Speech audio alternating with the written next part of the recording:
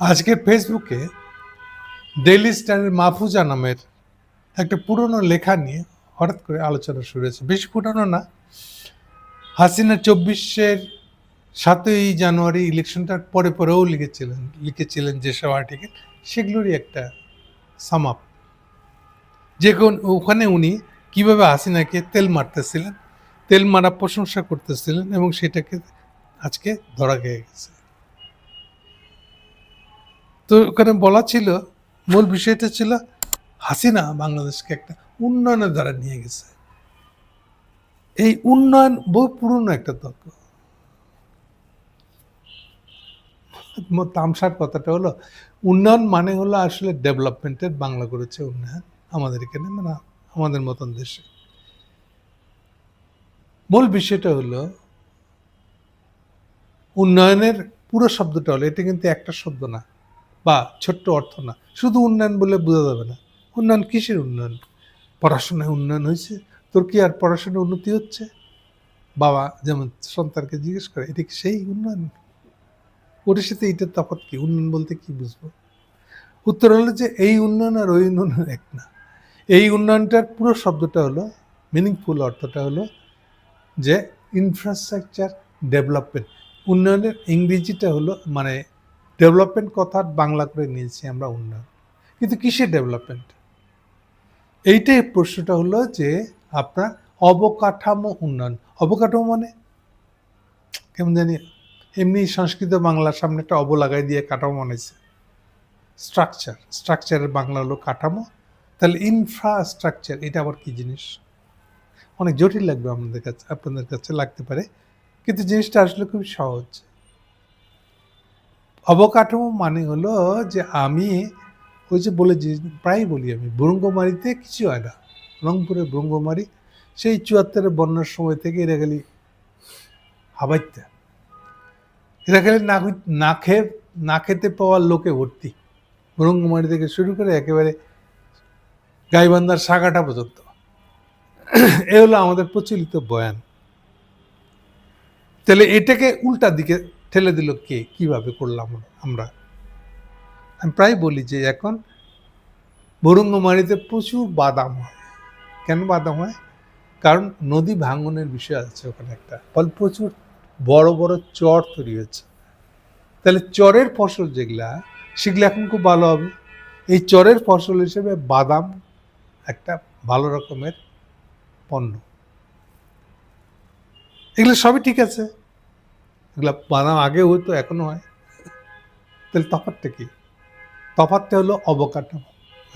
এবার অবকাঠামো আনলেন কেমনে? বিষয়টা হলো, ওইখানকার বাদামটাকে কিনবে কে? কিনার হলো যে পার্চেসিং পাওয়ার হিসেবে যদি ধরি আমরা, তাইলে আমাদের যে বড় বড় ডিস্ট্রিক্টগুলো, পুরানো ডিস্ট্রিক্টগুলোকে বড় ডিস্ট্রিক্ট মনে করা হয়। মূল যেগুলা ২২টা ডিস্ট্রিক্ট ছিল আগে, মহকুমা মিলায় ৬৪টা ছিল। এরশাদের আমলে সংস্কার কারণে পুরনো মহকুমা আর পুরান জেলা মিলায় সবগুলোকে জেলা বলা হয়।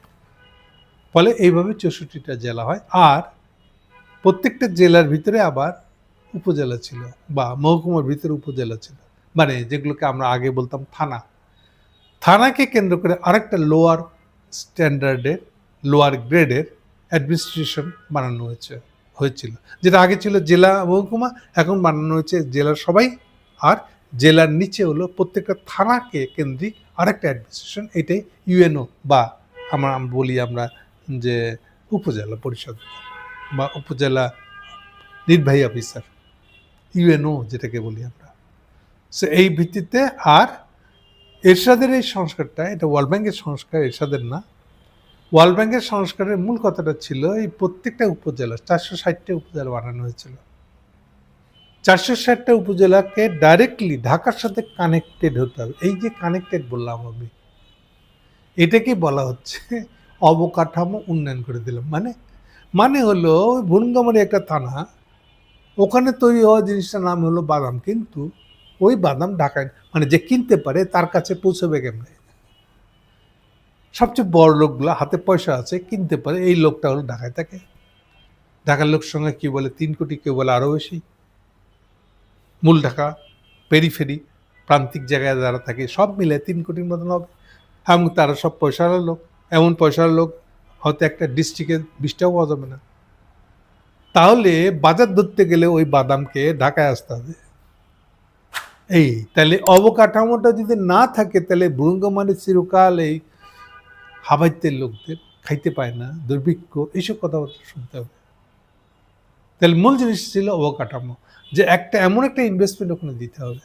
খেয়াল করে দেখেন, এই ইনভেস্টমেন্টের বেনিফিট বা ওনার মালিক কিন্তু যে ইন্ডিভিজুয়াল মালিকগুলো আছে যারা বাদাম উৎপাদন করে, গরিব কৃষক, তারা কেউ না। তাহলে অবকাঠামোর মালিককে? মালিক হলো রাষ্ট্র। তাহলে এমন একটা ইনভেস্টমেন্ট করতে হবে। আরেকটা বড় দিক আছে, এই ইনভেস্টমেন্টের বড় দিকটা হলো যে এটা খুবই কম সুদের ঋণ হতে হবে।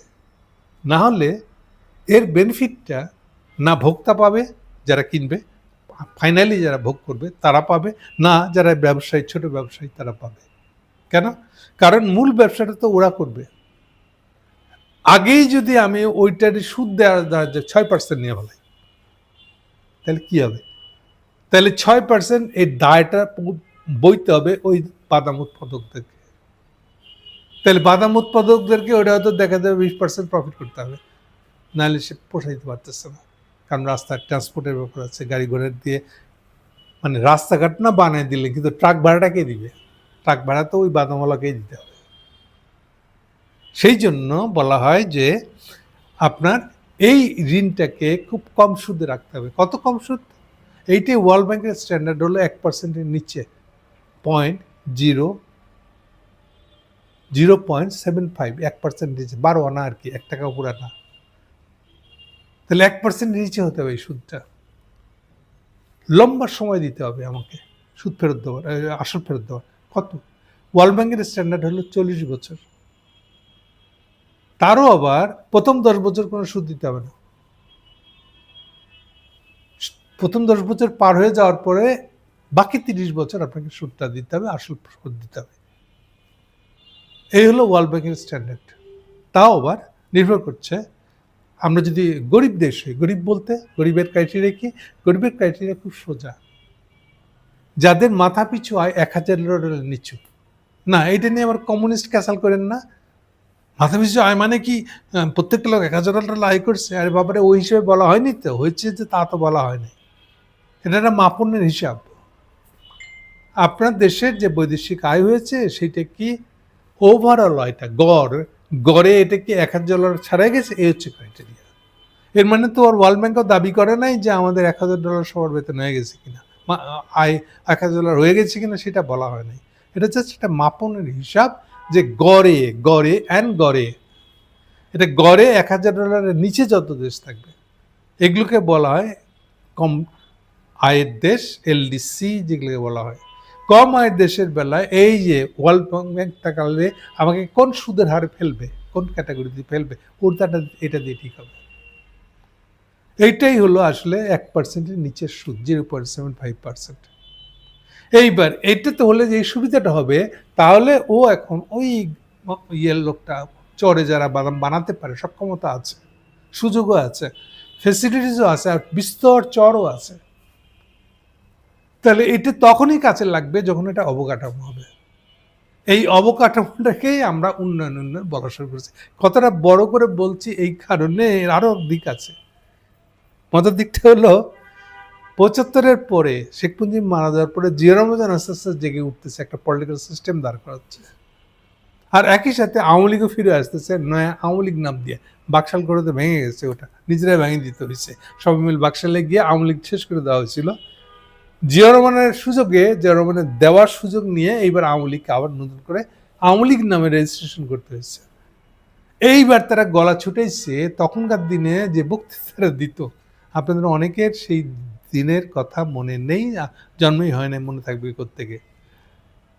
মানে আমি বলতে যাচ্ছি 75 থেকে 80 সাল বা তারও বেশি, ইভেন 91 পর্যন্ত এই অবস্থা ছিল। আওয়ামী লীগ সমালোচনা করলেই প্রথমে বলতো জিয়া রহমান এই তো উন্নয়নের গল্প নিয়ে আইছে। তার মানে উন্নয়ন জিনিসটা একটা নীতি ঘটনা, এইভাবে আওয়ামী লীগ বর্ণনা করতো। ঠিক যেরকম ভাবে আমাদের কমিউনিস্টরা বর্ণনা করে। কমিউনিস্টদের চোখে উন্নয়ন খুব খারাপ শব্দ। শোষণ হচ্ছে না, শোষণ কমাইতে হবে। কেন মাথা পিছু গড়ে $1,000 ধরবে? $1,000 কি হয়েছে? বৈষম্য, আয় বৈষম্য, এগুলো কথা তুলে তারা এটার গায়ে কালি লাগাবে। সো এরই বিপরীতে এই জন্য আচ্ছা ওদের প্রভাবিত হয়ে প্রভাবিত এই হাসিনা উন্নয়নের স্যাটার করছে। টিভি খুললেই তো উন্নয়নের গল্প শোনা যায়, এগুলো বলতো তারা। তামসার দিকটা হলো যে এখন মাহফুজ আনামরা এই উন্নয়নের জন্য উন্নয়নের নেত্রী হিসেবে হাসিনাকে দাঁড় করাইতেছে। এবার মূল গল্পটার জায়গায় আসবো আমরা, এখন শর্ট করব, বড় হয়ে গেছে। এই গল্পটা দিয়ে ওরা জাস্টিফাই করতো হাসিনার 15 বছর শাসনটাকে। সাবধান করে দিই, পরিষ্কার করে বলে দিই, নিশ্চিত থাকতে পারেন সবাই, 15 সালের আগে হাসিনার গায়ে উন্নয়নের নেত্রী উনি এরকম কোনো শব্দ ছিল না। 15 সাল কেন? 15 সাল শুরু একদম। 14 সালে ইলেকশন হয়েছিল, ওই যে 144 জন বিনা প্রতিদ্বন্দ্বিতার আগেই নির্বাচিত, ইলেকশনের আগেই নির্বাচিত হয়ে গেছে সংসদ সদস্য হিসেবে, সেই ইলেকশন ওইটা। এই যে সুজাতা সিং এসে বলছিল যে বিরোধী দল হবে হলো জাতীয় পার্টি, বানাইন না বিরোধী দল, বিএনপি জামাত না এগুলোর ইলেকশনে আসার দরকার নেই। ওই ইলেকশন ছিল 14 সালেরটা, ইন্ডিয়ানরা পরিপূর্ণ কবজা দিয়ে নিছিল। এরপরে হাসিনা এখন দেখলো আচ্ছা আরো একটা গল্প আমরা কেউই জানি না, মানে আমল করতে চাই না বললে হয়তো মনে পড়বে অনেকে। 2012 সাল ছিল হাসিনার জন্য সবচেয়ে খারাপ বছর। কেন?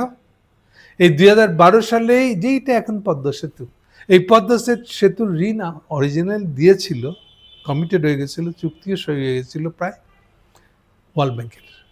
এইটার টাকা মারছিল এই যে পুতুলের জামাই, সে তারা তখন কানাডায়, এই জন্য কানাডার আদালতে এই মামলাটা হয়। এবং তারপর থেকে তারা জীবনে কানাডা যায় নাই, বোধ পুতুল এবং তার স্বামী, যদিও তারা এখন আলাদা হয়ে গেছে। এবং এই 12 সালটা তাকে এইটা জবাবদিহি করতে করতে, কারণ কোর্টে মামলা হয়ে গেছিল, হাসিনার দিনটা গেছে এই কোর্টের মামলা নিয়ে কথা বলতে বলতে, লড়তে লড়তে ওয়ার্ল্ড ব্যাংকের বিরুদ্ধে। পুরা 12 সালটা এভাবে গেছে।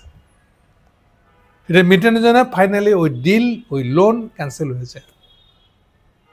এইটি ছিল 12 সাল। এরপরে 12 সাল থেকে 13 সাল 14 সাল ওয়ার্ল্ড ব্যাংকের সঙ্গে কমপ্লিটলি উল্টা সম্পর্ক। স্বাধীনের পরে যে ওয়ার্ল্ড ব্যাংক ছিল একমাত্র ভরসা উন্নয়নের, মানে বিনিয়োগের টাকা দেওয়ার, সেই জায়গায় হয়ে গেছিল ওয়ার্ল্ড ব্যাংকের সাথে কোনো সম্পর্ক নেই হাসিনার। এইবার সে ইন্ডিয়াকে রাজি করায় যে আমাকে টাকা দিতে চাচ্ছে চায়না, তোমরা যদি একটু রহম করো তাহলে আমি যাইতে পারি। এই জন্য হাসিনা যায় 15 সালে চায়না, গিয়ে ওখান থেকে টাকা পয়সার ব্যবস্থা করে আসে, তৎক্ষণাৎ হয়ে যায় নাই। চীনের প্রেসিডেন্ট চলে আসছিল 2016 সালে, এসে হিউজ লোন দিচ্ছিল প্রায় 20 বিলিয়ন, না কমিট হয়েছিল 20 বিলিয়ন, ফাইনালে এটাই গিয়ে দাঁড়ায় 26 বিলিয়ন। এই উন্নয়নের গল্প শুরু হচ্ছে এক থেকে। ফলে এই যে মাহফুজ ভুঁইয়া এখন দালালি করে বলতেছে উনি উন্নয়নের নেত্রী, এই উন্নয়নের কথাটা কি করে আসলো, কি করে চালু হলো, হাসিনার গলায় লাগলো কি করে, এই বড় মারলো তার গলায় উঠছিল কি করে, সেইটারে আমি এইটা দীর্ঘ বর্ণনাটা দিলাম। সো আপনারা উন্নয়নের রাজনীতি থেকে আসলে এবার বুঝতে পারছেন নিশ্চয়। পরিষ্কার করে বলে দিই, 91 সালের আগে আওয়ামী লীগ দলগতভাবে উন্নয়ন যে তাদেরও রাজনীতি, এই কথা বলতে রাজি হয় নাই, বলে নাই, এটা তাদের ছিল না। 96 সালে যখন প্রথম ক্ষমতায় আসে তখন তারাও কিন্তু ওই উন্নয়নের জোয়ারেই কিন্তু ঢুকেছিল। এই থেকে তাদের উন্নয়নের ভিতরে নিয়ে আসে। এগুলো ফার্স্ট রাউন্ড। সেকেন্ড রাউন্ড হলো 2015 সালে। 2015 সালে প্রথম দেওয়ালের চিকা পড়ছিল, এখন আমরা উন্নয়ন রাজনীতি করব। কেন? কারণ আমরা রাজনীতি নষ্ট করে ফেলেছি। আমরা তো এখানে জবরদস্তিতে ইলেকশন না করে এটা ইলেক্টেড গভর্নমেন্ট বলে চালানোর চেষ্টা করছি। সো এখান থেকে লোকের মন ঘোরানোর জন্য সে উন্নয়নের গল্প গলায় পড়ে দিছিল। সো এই হলো উন্নয়নের গল্প, আর এই হলো মাহফুজা নামের মিথ্যা কথা। Thank you.